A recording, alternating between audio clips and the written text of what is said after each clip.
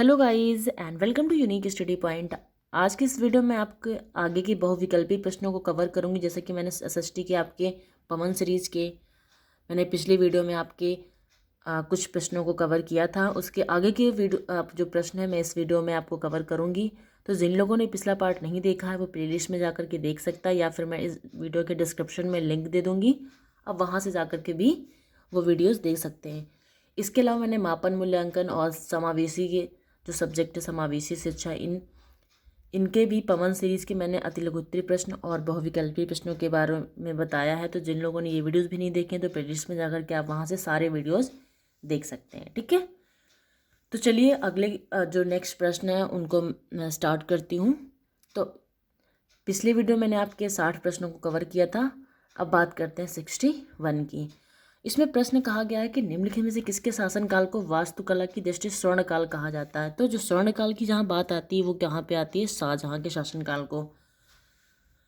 अगला प्रश्न है मोहम्मद बिन तुगलक ने अपनी राजधानी दिल्ली से कहाँ स्थानांतरित ले गया था। दिल्ली से दौलताबाद ले गया था। ठीक है, अगला प्रश्न कार्ल मार्क्स कहाँ का निवासी था। तो कार्ल मार्क्स कहाँ का था, जर्मनी का था। प्रथम विश्व युद्ध की समाप्ति कब हुई थी। तो प्रथम युद्ध 1914 से 1918 चला था, तो 1918 पर समाप्त हुआ था। ठीक है, अगला प्रश्न है राष्ट्रपति राज्यसभा में कितने सदस्यों को मनोनीत करता है। तो राज्यसभा द्वारा 12 सदस्यों को करता है।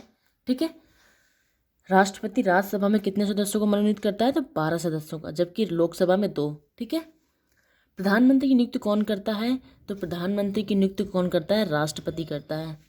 अगला प्रश्न है लोकसभा के सदस्य के लिए उम्मीदवार की आयु कितने वर्ष नहीं होनी चाहिए। मतलब कितने वर्ष से कम नहीं होनी चाहिए, उसकी आयु कम से कम 25 वर्ष तो होनी ही चाहिए, इससे कम की आयु नहीं होनी चाहिए। अगला प्रश्न है सर्वोच्च न्यायालय के न्यायाधीश की नियुक्ति कौन करता है। तो जैसा कि मैंने आपको बताया सर्वोच्च न्यायालय के न्यायाधीश की नियुक्ति राष्ट्रपति करता है। ठीक है, अगला प्रश्न है शेख सलीम चिश्ती का मकबरा कहाँ स्थित है। तो फतेहपुर सीकरी में स्थित है। अगला प्रश्न है विश्व मौसम संगठन मुख्यालय कहाँ है। तो जिनेवा में इसका मुख्यालय स्थित है।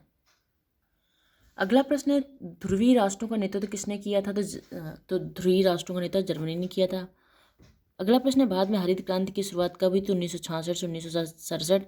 इसके जनक SS स्वामीनाथन को कहा जाता है भारत में। ठीक है, वैसे अब विश्व में नॉर्मन बोरलॉग को कहा जाता है। तो आप चाहें तो आप ये भी लिख सकते हैं कि भारत में हरित क्रांति का जनक किसे कहा जाता है। तो स्वामीनाथन को। ठीक है, अगला प्रश्न है विश्व का सबसे प्राचीन देश कौन सा है। तो प्राचीन देश भारत है। कपास का रेशा पौधे के किस भाग से प्राप्त होता है। तो फल से, जैसा कि आप जानते हैं कपास फल से मिलता है हमें। अगला प्रश्न उत्तराखंड, उत्तर प्रदेश, बिहार, पश्चिम और सिक्किम की सीमाएं किस देश को छूती हैं। तो जो ये सब जो राज्य हैं वो नेपाल को टच करती हैं, इनकी जो बॉर्डर हैं वो नेपाल देश को टच करती हैं। ठीक है, अगला प्रश्न है ना उड़ पाने वाले एक पक्षी अंटार्कटिका में पाई जाती कौन सी, पेंगुइन है। ठीक है, पहला ऑप्शन सही हो जाएगा। अगला प्रश्न है पृथ्वी की ऊपरी सतह को क्या कहते हैं। तो पृथ्वी की ऊपरी सतह को क्या कहते हैं, मृदा संपदा। अगला प्रश्न है मराठों के आक्रमण से पूर्व पंजाब पर किसका शासन था। तो जो शासन था वो किसका था, अहमद शाह अब्दाली का। अगला प्रश्न है विदेशी कंपनियों के व्यापारिक केंद्रों को क्या कहते थे। उनके जो व्यापार केंद्रों को कोठी कहा जाता था। तो ऑप्शन नंबर कौन सा सही हो जाएगा, बा। अगला प्रश्न है निम्नलिखित में से किसे कौन सा धात्विक खनिज है। धात्विक यानी कि तांबा। ठीक, अगला प्रश्न है हरित क्रांति विशेष रूप से संबंधित है किससे, कृषि उत्पाद में वृद्धि से। ठीक है, अगला प्रश्न केंद्र सूची का विषय नहीं है। तो केंद्र सूची का जो विषय नहीं है वो है सिंचाई, बाकी सब ये तीनों क्या है, केंद्र सूची के विषय हैं। सिंचाई जो है वो आता है राज्य सूची में। ठीक है, अगला प्रश्न क्षेत्रफल की दृष्टि से विश्व का दूसरा बड़ा महाद्वीप कौन सा है। तो एशिया सबसे बड़ा है, एशिया के बाद क्या आता है, अफ्रीका। तो अफ्रीका क्या हो जाएगा, दूसरा सबसे बड़ा महाद्वीप। अगला प्रश्न है उत्तर प्रदेश में तेल शोधक कारखाना कहाँ, तो कहाँ पर है, मथुरा में। अगला प्रश्न है भारत की संघीय कार्यपालिका का संवैधानिक प्रमुख कौन है, राष्ट्रपति होते हैं भारत की संघीय कार्यपालिका के संवैधानिक प्रमुख।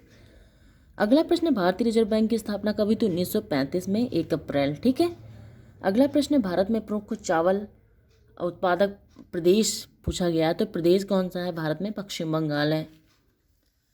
अगला प्रश्न है बाबरनामा बाबर द्वारा लिखी एक क्या है, ये क्या है, उसकी आत्मकथा है बाबर की, बाबरनामा।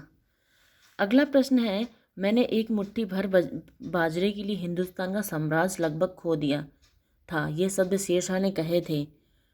तो ये जो कथन है वो किस किस युद्ध में करे थे? मालदेव से युद्ध करने के बाद। अगला प्रश्न है इबादत खाना का निर्माण कराया था, किसने कराया था? अकबर ने। ऑप्शन पहला सही हो जाएगा। ठीक है। अगला प्रश्न है मराठों का सर्वाधिक उत्थान हुआ था किस? तो शिवाजी के काल में ही हुआ था। ठीक है। ऑप्शन बा सही हो जाएगा। अगला प्रश्न है विलय नीति का संबंध किससे है? था तो डलहौजी से। अगला प्रश्न संसद से तात्पर्य है, संसद में क्या होता है? लोकसभा भी होता है, राज्यसभा और राष्ट्रपति तीनों। ठीक है। ऑप्शन सा सही हो जाएगा। अगला प्रश्न भारत के राष्ट्रपति को कौन सा अधिकार नहीं है?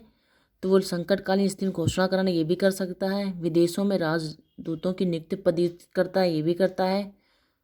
अगला क्या? संसद को भंग करना तथा नए चुनाव के लिए आदेश करना ये भी राष्ट्रपति कर सकता है, जबकि लोकसभा के सदस्यों की नियुक्ति और पदच्युत करना ये राष्ट्रपति नहीं करता, इसमें नहीं पूछा गया है। ठीक है, तो आप याद रखिएगा।